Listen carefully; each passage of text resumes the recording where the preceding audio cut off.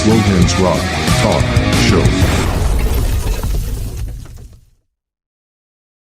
Drumport has been a distributor of high-quality musical instruments and since 2018 a manufacturer with an innovative StompTech product line. The Slowhands Rock Talk Show personally recommends their products for all musicians. Click the link in the description and pick up yours today. Before the video starts, if you could do me a huge favour and make sure that you have subscribed to the channel. It's free, it only takes seconds to do, and it really does help the channel continue to grow. Now on to the video. Yeah, and I got it so far. Yeah, but Matt, thank you so much for making a bit of time out of your morning to come onto the podcast and speak to myself about all things music. As I just said there, we will speak about what music means to yourself, how you like to go about playing the drums and that. We'll talk about the White Buffalo and everything else that fits in between. But before we get started, how are you doing? I know it's morning time for you across there in San Diego. Yeah, it's nice. Beautiful morning. Beautiful weather as usual. Is the sun shining as per usual in San Diego? It's sunny. It's perfect. I've been on vacation quite a few times now to San Diego, albeit the last time was probably 20 years ago. Oh, yeah. But it was Rancho Bernardo. I don't know that area, but that's... Yeah, it's about 15 minutes north of me. Yeah, that's where I had stayed both times, and the people that I know that live there had said, compared to Scotland, it's sunshine all the time. And it was lovely. Scotland, we are just above 0 degrees at the moment. Right. It's a little bit cooler. Wow. So cold. Yeah. It gets into the 50s and we're freezing. Yeah, exactly. But, Matt, what I like to do, I'll go back to the very beginning with all the guests. So where originally are you from? Where were you brought up? I was brought up here in San Diego in La Jolla, the beach town. Right, okay. And from a young age, were you exposed to music? And if so, where did that come from? Yeah, I was. My dad got me a piano when I was about 5 years old. So I did piano lessons all through until I started playing drums when I was about 11. And my dad was a big jazz fan, big music fan. He was born in the 20s. He was born a long time ago. And he grew up in New York City too, and saw all the great jazz players. I have all his record collection now still. But so there was always music in the house, and I had an older brother who was into rock and roll, and older sister was into pop and everything else in the 70s and 80s. Growing up. What was it that made you switch from piano to drums? What was it that attracted you to the drums? Yeah, piano was all reading. I had a teacher I was just doing classical, and that kind of bored me. I love classical music, but I just wanted to play music, that was happening now. Yeah. And then it was really funny. I was thinking of playing bass or drums, and I walked into my brother's room, and he had a bunch of friends in there, and I told them, and one of his friends, Mike, said, "That's so crazy. I just found this drumsticks in the gutter near the high school." And he handed me a pair of drumsticks, and I was like, "Oh, well, that's perfect." The rest is history. Yeah, and I started playing on pillows, and I was playing on pillows for months, and then I went away to a camp up in Lake Tahoe, and it was raining every day, so we couldn't go out and do stuff, and one of the counselors at the camp with this woman had a drum set in her closet, and she pulled it out for us to play, and then all of a sudden I was just sitting there for a couple of weeks in camp playing drums every day. So sounds pretty good. Yeah, so I got lucky, and then came home and I just loved it. Give me a wee laugh, Matt. Cast your mind back. I'll see if you're brave enough to give me the truthful answer, but what was the first album that you ever bought with your own money? Do you remember? Yeah, I think it was, something to be embarrassed about, or is it? No. I was either, I remember some albums were given to me. I think it was a Police album. I think it was Outlandos de Amor. I think it was the Police first record. And I had Zeppelin 2 was my first album there. And then there was other albums like the Cars first album and Joe Jackson's Look Sharp. first album. And stuff like that. It was kind of all around. And then it was Tears for Fears and The Cure and things, but and a lot of 70s stuff, just Zeppelin, Beatles, all the usual suspects, Jimi Hendrix, Doors, The Who. All the classics. Yeah. All that stuff I loved. What was your first ever professional concert that you ever attended? I started doing gigs. So I started when I was 11, and I started doing gigs when I was 13, and started playing parties and stuff like that. And then when I was 15 is when I started going to LA, and I was playing clubs up there at the Roxy and the Whiskey, and I was just doing on Sunset Strip, and that was in the mid 80s. Yeah. And it was great. It was a big party back then. Everyone was rocking. It was a whole different scene. It was really amazing. Everyone was getting record deals. And even in the little beach town where I was from, there was like 3 or 4 bands that all got record deals, big, $1 million deals. Rat also came out of the beach where I was at. Yeah. Remember that rock band and a few others. And so it's everyone I knew. And then we'd play parties every weekend, and there'd be musicians from my age to like 10 years older. And everyone had to sit in and play, and you wanted to be the best so you could sit in the longest. Yeah. It's interesting what you're saying there about the music industry, because I'm doing a podcast later in the week, and it's 2 people that they've already been on before, so I've brought them back to kind of do it again. And one of them is it was definitely the number 1 Scottish Celtic rock band. So Celtic rock, you've got drums, guitar, but you might have like the fiddle or the bagpipes with it, and sing in English. Sometimes it's in Gaelic as well, and it's a really big scene here in Scotland. And one of the guys, he was in the number 1 band. If you're Scottish, you just know of this. You're brought up with this band. You just know their music. I think he started the band with other guys in the 70s. And they played right up until the 2000s, and then they retired, so to speak. Right. Yeah. But the other guy that's coming on, he's in probably top 5 Celtic rock bands at the moment. And they've been on the go for maybe about 10 years. So it'll be interesting to get their perspective on things, because the music industry from the 70s, getting a record deal is very different. Getting a record deal, and it's a shame, because when I was speaking with Christopher, your bandmate, he was telling me that he feels like he's a touring t-shirt salesman at times. Yeah, but he says it's amazing the amount of bands that I speak to, and it's there's a lot of musicians look up to these people that they go and see in concert. They'll go and see these people touring the UK, or they'll see them, playing at a big festival, and in your eyes, they've made it. They're doing what you wish that you could do. Yeah. And then you speak to them, and they're saying, "Oh, I'm still working this day job, and I'm still doing this and that." And it's, it's different from maybe years ago, when you would have maybe got more of an opportunity for the record company to put some money behind you, and it must be really difficult nowadays, I would imagine. For a lot of bands to survive. But the 80s would have been a fantastic time.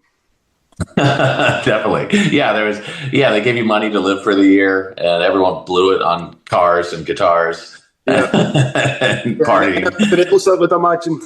Yeah, I mean, and people would just form different bands to get a different deal, and then they would break it up and then form another band to get another deal. And it was knowing that it wasn't going to go anywhere. You just got to get that initial money. I mean, there were so many deals happening, at the time in the 80s. Yeah, so it sounds like a good time. But obviously, you're playing the drums. Who would you say is your drumming influences? Who were some of the drummers that you looked up to? Originally, it was a lot of the jazz guys, and I love Buddy Rich and Art Blakey and Tony Williams. And then, into the rock world, it was definitely John Bonham and Stuart Copeland, and I love Phil Collins, and then some of the older guys I love, Mitch Mitchell from Jimi Hendrix, and Keith Moon, definitely Keith Moon. Yeah, people like that. And then the studio guys, there's Earl Palmer I really love, and and Hal Blaine and a lot of those different, Jeff Porcaro and a lot of those studio guys I really love. Yeah, I do see the jazz influence when you're playing, because it must be a few years ago now. I started jamming with a couple of guys. It didn't come to anything, but we jammed a couple of White Buffalo songs. Nice. I'm playing guitar and singing, and it's the drummer's more from a rock background, and see him trying to get the swing beat that you play. He was really struggling with it. But right, I bet. Yeah, if you don't grow up playing swing or shuffling, it's a whole different thing. It takes a lifetime to get a good feel with swing and shuffle, But I went onto your website, and your musical history is vast. I was like, how do I summarise this? But you'll know yourself. Obviously, you started out, you've played on various albums, you've done television shows, you've done various tours with different people. Were you a session drummer, or were you always a member of the actual band? I was always doing sessions for people since I was a teenager, I guess. Yeah, I was doing sessions, but I always wanted to figure out all different styles of music. I always had interest in everything from jazz and classical and into all kinds of pop and rock, and I did a lot of singer-songwriter stuff and things like that because it was kind of orchestral and. But yeah, I've always tried to figure out what makes each genre work. What is it that makes that work? What kind of feel is that? What parts work on that? What beats? What fills? And so that's always interested me. And just to get work, just to be able to be, open to doing anything. I've kind of always had the philosophy I say yes to everything. Yeah, I never turn down a gig, and I try to make it work and make it the best it can be. And and maybe in this day and age, you take what comes along. But you come in with a good attitude, and you can surprise yourself. You can make it a lot better than you thought it would ever be. You give confidence to everyone, and you hope you work for the best thing you can possibly do. And I've had, I've gone in with some pretty low expectations, like, oh, I don't know if this is going to work. But then I'm like, okay, let's pump everybody up. And all of a sudden you come up with great stuff, I mean, obviously you've played with all these people, but Matt, I know you from the White Buffalo. That's where I was first to yourself. I don't know. I can only think that it was the Sons of Anarchy, the TV show that I was introduced to the music. I think it must have been that. So I don't know how long ago that was now, but I know that I've seen you on every tour that you have came from Glasgow. Right, nice. Glasgow's only 25 minutes down the road. Yeah, those are great shows. And they're always really, really good. So that's obviously how I was introduced to yourself.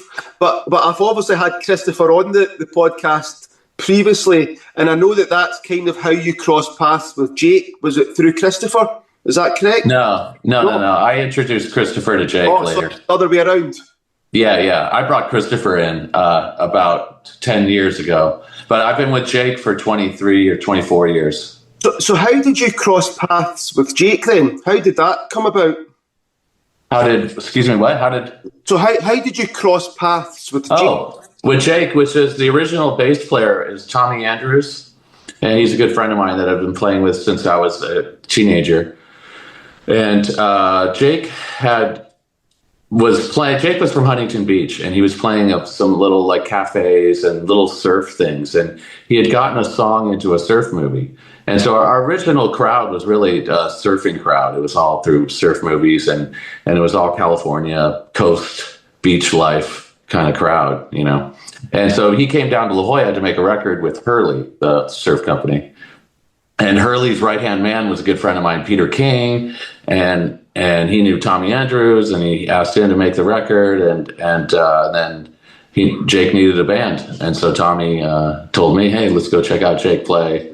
And I saw him play, and I was like, yeah. So we got into a room, and it was like magic. It was chemistry the first time we played. Me and Tommy looked at each other like, oh, shit, this is amazing, Yeah. And Jake had never known that. I don't think Jake never had a band before that. So I think playing his own music. I think I might be his first drummer, really. Yeah, I mean, I really like, when you go to see the White Buffalo, one of the things I like about it is it's not overkill. There's not too much happening on stage, because sometimes I love the rock music.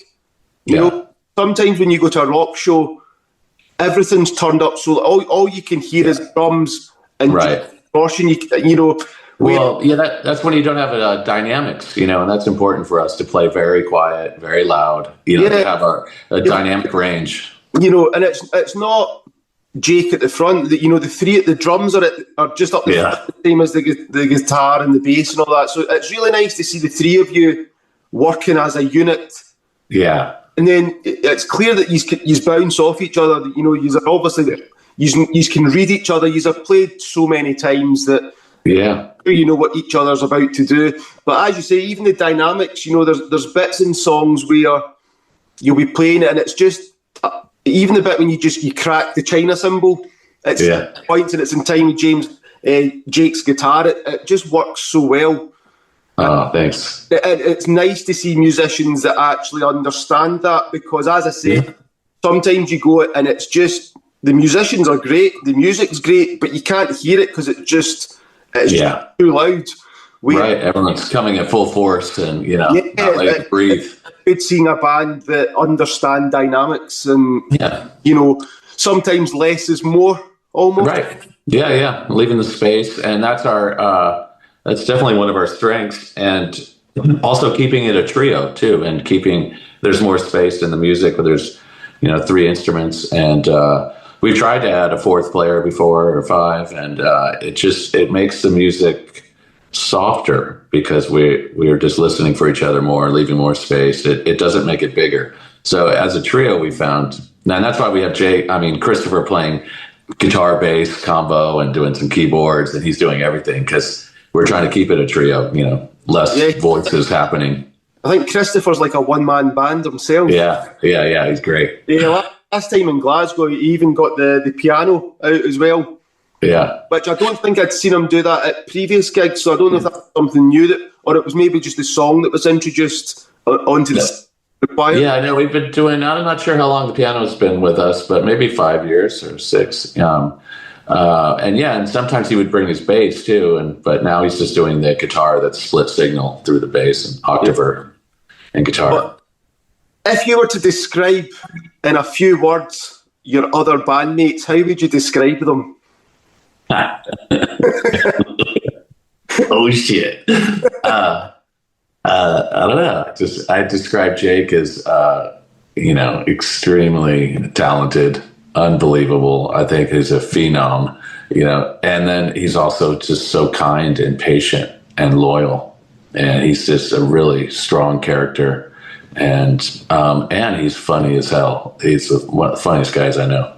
He has me laughing all day on tour, and then Christopher, is extremely good friend, loyal, and so talented, and he's always really encouraging and positive. And I love those guys. I mean, they're my best friends, Yeah, I mean, Christopher, I didn't realise until I was speaking with him, but he knows his stuff. He's got the recording side of it as well. Yeah. Which is really good. It's good to hear his view on recording techniques as well. It was really cool to hear. Oh, yeah. But, he's a great engineer. He's a great engineer. I've not spoke to Jake yet. It's kind of in the works. But he comes across as somebody that doesn't know how good he actually is, or he's not, or almost like he's not bothered by it. Yeah, he doesn't take himself seriously. He doesn't have an ego like that. He has a very strong ego of who he is as a person, and his strengths. He knows his strengths, but he doesn't have this outward ego, to let everyone else know. He doesn't have that need at all. Yeah, that's a good thing to have though. But he's very genuine. When it comes to the White Buffalo, I know there's an album in the works. Christopher had said Jake was starting to work on things, and I don't know if you were going to maybe start recording in a couple of time or that. But what is the songwriting process for the White Buffalo? It's all Jake. Jake will come up with the ideas. He'll just he'll hit record on his phone and just start playing. and try to mine some, little ideas out of it. And then he'll bring that when it becomes a studio day. So usually we've recorded albums in just a few days. He'll show us the idea, and then we turn it into a song, I'm assuming Jake, being the main songwriter, presents the song to yourselves, the idea, and he trusts that you and Christopher will add your parts to make it better. Yes. What's happening? We're Anchor Lane. You're listening to the Slowhands Rock Talk Show. Talking all things music. Just a very quick message to say thank you for watching. It really is appreciated. If you could hit the like button, subscribe to the channel, and remember to hit the notification bell. That way you won't miss any future episodes that come out. Now back to the video. Yeah, and he has his opinions too.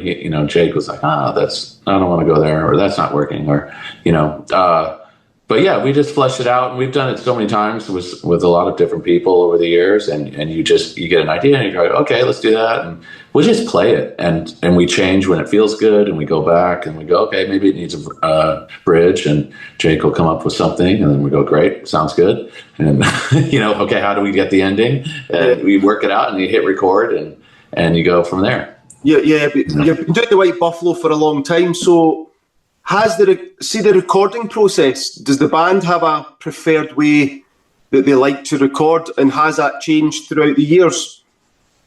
Normally, we just record the whole rhythm section together. We'll try to get us all together, and then he'll go back and do vocals, and maybe sometimes he would redo his acoustic guitar, but other times he'd keep them. And then we see, what does it need? What do you hear? Does it need keyboards? Does it need this? Or we need a sound? Are you playing to a click, or is it just by feel? A lot of times with the producers we've used, we've been doing it to click. Yeah. Most of the time. I like doing albums without a click too, though. I like both. Yeah. But I always go back to the old bands. I really like the Doors, and a band like that. A lot of push and pull on the Doors. Yeah, they're speeding up, slowing down. I love it too. The first album and the last album, that's the band live in the studio. That's them just miking it up, hitting record. That shows you how good a band that they were when they were on form. Yeah. Or maybe. Yeah. Well, that's why I was so happy to do our live album, because that was that. We played 2 nights at the Belly Up, and there's no click or anything, and so. I was very happy to finally do a live album to show what we do. Yeah, I personally looked forward to that, because as much as I really love the albums, the White Buffalo, the band, it's similar to a lot of other bands that I've spoke to, and there's a magic of playing live that sometimes a lot of bands, it's hard to capture that on. Yeah. And what you record sounds brilliant. It sounds great, but there is a magic spark when you play live that it just elevates whatever it is to a new level. Thanks. And it's great that you obviously got that captured live as well. So you've got the best of both worlds. If you want to studio recording, the albums are there, but there's also a live version. Right. And you can change it, and it can sort of change throughout the years and mutate a little bit to the live set. Yeah, they change, the songs evolve as time goes on and everything, I try not to listen to the albums because it kind of messes me up, because we've changed little parts or added things or made things longer or shorter. And it's almost like the album is a starting point, and a reference. Well, it's the first time we heard the album, and 5 minutes later we're recording it, and so it's just, it's our best take on it at that moment. And then it grows from there. People start to do, like, I'll do this. This might be better. And, you sort of change little things here and there, See if money was of no option, if the money was the same, see if you could write and record in the studio, or just play live for the rest of your days. Which one would you pick? Oh, probably live. Yeah. I like playing live. No, I mean, I like to create in the studio and do things like that. I'm not sure I'm not sure with our band it's like that. You know, it's more we really love going on the road and playing live, and I don't know. Jake, we've never rehearsed. We don't rehearse. Yeah, live rehearsal. Your rehearsal is playing live. Yeah. If there's a new song, we do it once at sound check, and then we do it that night. You know, that'll be it. I sometimes think that's maybe the best way to be. Like sometimes things can be overthinked. I think so, you know, and also you get rid of the excitement, you know, if you rehearse something too much. We're still excited playing live, and it's still fresh and new, and then, you know, you get a few shows on your belt, and it really cements it in anyway. It's like one live show is like 5 rehearsals, you know, because you're concentrating so heavily, you know. Is there a song for just you personally? Is there a song that you look forward to playing each gig? Excuse me. Yeah, I mean, there's ones that I get goosebumps. I Am the Light, playing that, or this year, I'll get goosebumps all the time playing that song. Like, it just has this elevated feel this year. Yeah. And then Stunt Driver, of course, is super fun for me because I get to go off on drums, and then we don't know what's going to happen. So that's improvisation every night. Yeah. And so that's different every single night, and that's pretty fun part of the night. But I love all the songs, give all my heart to it. You know, I just listen to Jake's vocals, and I cue in on his emotion, and I follow his vocals, basically. And I sing along with him almost the whole night. Yeah. You know, I'm singing the words the whole time. And so that way, you know, the emotion's there and the feeling's there, and you won't step on the vocals drumming-wise. And the dynamics, it's all in his voice. We just follow Jake, you know. Yeah, it's such a good show to go and see, and it's one thing I think everybody should go and see a live show at least once in their life, because there is something magical about that. I'm in my 40s now, and I still get the same feeling going to a live show that I did when I was a teenager. You know, that feeling has not went away. Yeah, it's amazing. I know. It almost doesn't matter who it is you're going to see. Whoever it is that you enjoy, there's something magical. You know, you might have problems in your life. You know, you might have problems at work, but you go to that show, and for that 2 hours, you know, it doesn't matter who you're stood shoulder to shoulder with. Everybody's the same. They're on the same page, and you know, there's something magical about a crowd watching a band play. Right, that is, and you know, the closer you get to the stage, the better, and then you have these memories of that music, and so whenever you listen to the music again, you're you know, connected to it in such a bigger way, you know. Yeah. Did you see the band? Was there a noticeable difference when the Sons of Anarchy TV program came out with regard? Oh yeah, the gigs. Was that? I know you were going before that, but did that properly catapult the band? Do you think it did incredibly? Yeah, we played maybe 10 years before that, and so we were really just doing stuff around the United States. Yeah,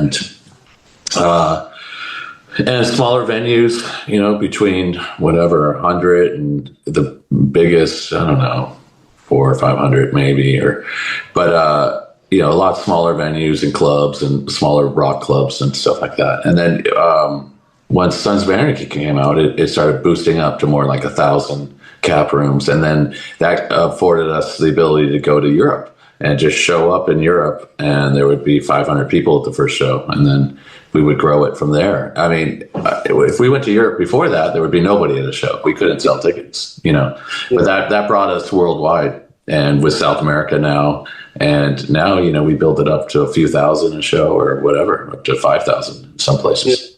I mean, I was going to ask you there, you've been doing it a long time. What is your idea of what does success mean to you? What is success? Is it made up of various? It's the journey. Yeah. It's just playing music. For me, it's not money. It's not any kind of fame or anything like that. It's playing in front of people and connecting with people. And it's just playing with my friends and playing music and releasing all my emotions. And to me, it's just about, I'm a kid, you know, I'm just playing music. I love playing music. and to play it in front of people is, and to see people smiling and having a good time and dancing. And it's incredible. I feel like I'm doing something good for the world, doing my part, Yeah, I play gigs, obviously a lot smaller scale than that, but when you see people enjoying themselves, singing along, dancing, whatever, it's a good feeling. It must be mind blowing to go to the other side of the world though, and have the same appreciation from complete strangers. Totally incredible. It's unbelievable. Yeah, it's unbelievable. It's almost like the White Buffalo comes out with a new album. Now your friends and family, it's almost like they have to like it because you're part of it. But have a complete stranger appreciate it on the same way.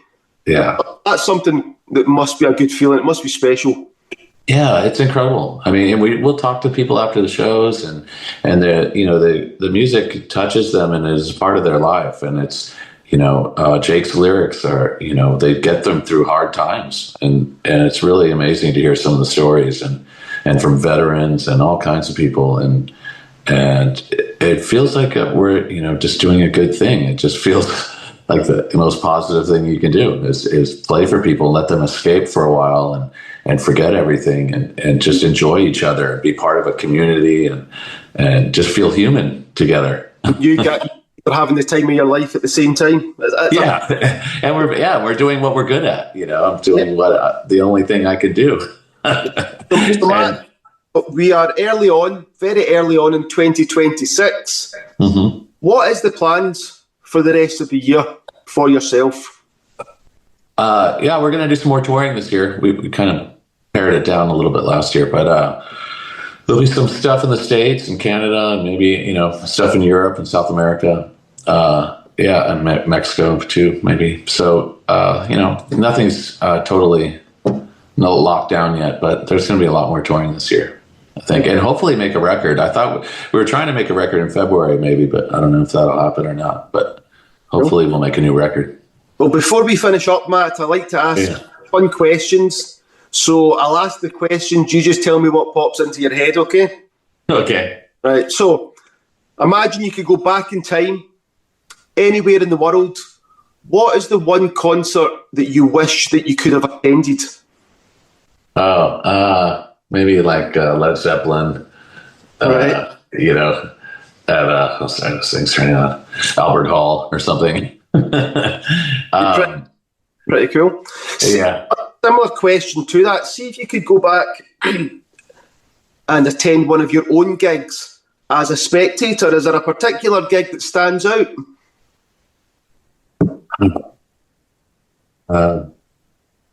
I couldn't say. I don't know. I remember, I'm sure it's a different thing for us playing and for what's happening in the room. Ed, I think the answer he had gave was, I think he's were in Rome supporting, was it Bruce Springsteen? Yeah. That was amazing. That was the one that stood out for himself, albeit he loves every single gig that he plays, but that one was just, I think he said he hadn't played to that many people before. Right. Yeah, no, that was incredible. That was unbelievable.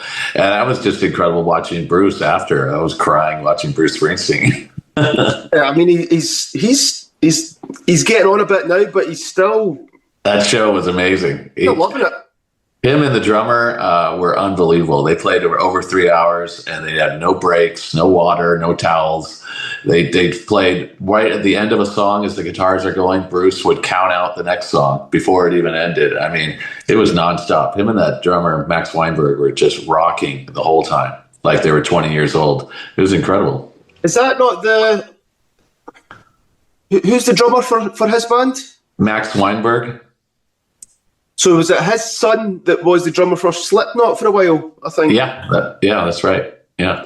I don't know who he's playing with now, but another great drummer. Yeah. No, I mean, and he's in his mid-70s, Max, and the energy was unbelievable. It was inspiring, I was like, okay. I was wondering, I was feeling getting old and like, no, if he can do it, I can do it. I'll start working out every day. I'll stay in shape so I never get out of shape. Thinking to all the music that's out there, does the perfect album exist start to finish? And if so, what is the album or albums? Yeah, I mean, there's really great albums you can listen to the whole way through. You know, I like quieter people. I love Nick Drake, and I love Elliott Smith. I love Elliott Smith, and I love people like that. The fascinating thing about Nick Drake is that there's still so many people have never heard of him, and he's outstanding. He's unbelievable to me. He's still my favorite. I heard him when I was a teenager because going up to San Francisco, and San Francisco was really into him before anyone knew about him. San Francisco knew about him. He's only got in the 80s, you know. But the last album, Pink Moon, with just the acoustic and the vocals is outstanding. I know, it's unbelievable. Yeah, he's incredible to me. He never gets old to me. Yeah. He has so much feeling, and he's so true and real, and it's just beautiful. Yeah, I can listen to all those albums all the way through. That's right. As you know, plenty of thousands of great songs written and recorded across the years by different artists. What's the one song you wish you could have sat in the recording studio to witness the band record it? Well, just, you know, beautiful songs. That's tough. Is it like a musician thing or whatever? But I think Here Comes the Sun is just an incredible, beautiful thing that always makes me feel good no matter what. That's fine. That's fine. Go with that. This next question is going to paint Jake or Christopher in a bad light. So imagine you've got a dead body in the back of your car. 4 o'clock in the morning, you need help disposing of that body, no questions asked. Which White Buffalo are you calling for help, and why? Christopher Hoffey, because he's dark. a lot of secrets. He can hold a secret. I don't know Christopher too well, but I would imagine he would help you dispose of the body with a smile on his face. Oh, sure. Yeah. Just between me and him, all good. Do you have a favourite album cover by another band? I don't. You know, what album cover I always loved was Art Blakey and Jazz Messengers, moaning.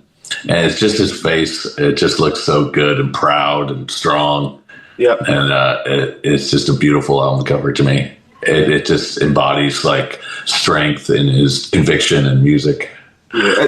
One thing you're saying you had the vinyl collection, because I feel like artwork to me is still very important, and it's one of those things that has got lost along the way because of how you access music these days. But to me, it's still important. I still love a really good album cover. I know, me too. I know, it's incredible, and it's getting lost too now with AI and with just having all these shortcuts to it. You know, there's so many easy ways to make a record. Nice. Something really nice about a good photograph rather than it being created by AI. Right. Yeah. You know, and flyers too, and posters where, are most of them are AI now and everything else. And it's a little sad. It's just taking away from that, human creativity. It's the world that we live in, unfortunately. Yeah, it's all right. Yeah. Matt, last question for yourself. Yeah. The answer could probably change daily, but for today, who is your Mount Rushmore when it comes to bands? Who's the 4 bands for yourself that are your favourites, whether it was your biggest influence, just your favourite bands? I'll let you decide. The Beatles. The Beatles are just monsters. They're incredible songwriters, and I just love them. And then it's Zeppelin, and then it's bands that I grew up watching, like U2. I saw a lot of shows in the 80s of U2, and that really inspired me. And then, later, like Radiohead, I think it's so amazing. And, stuff like that. That's fine. Well, Matt, thank you so much for making a bit of time out of your morning in San Diego with the sun shining to come on, speak to myself. Great. Thank you. You're on social media, the White Buffalo's social media. They've got the official website, so people can go on there to check out for, tour dates, merchandise, all that sort of good stuff. So they can check that out. But next time you're in Scotland, we'll try and meet up. I spoke to Christopher. He says he likes the Nice and Sleazy's pub on Sucky Hall Street in Glasgow. So that's right. Yeah, always. Yeah, so, we go there every time. Well, I'll be there. I'll buy you a pint. Perfect. Thank you. That'd be so great. On, Matt, and enjoy the rest of your day as well. Thank you so much. I appreciate it. It's a real pleasure. Thank you. Thank you. Thank you for watching. Remember to subscribe to the channel and leave a comment below. Thank you.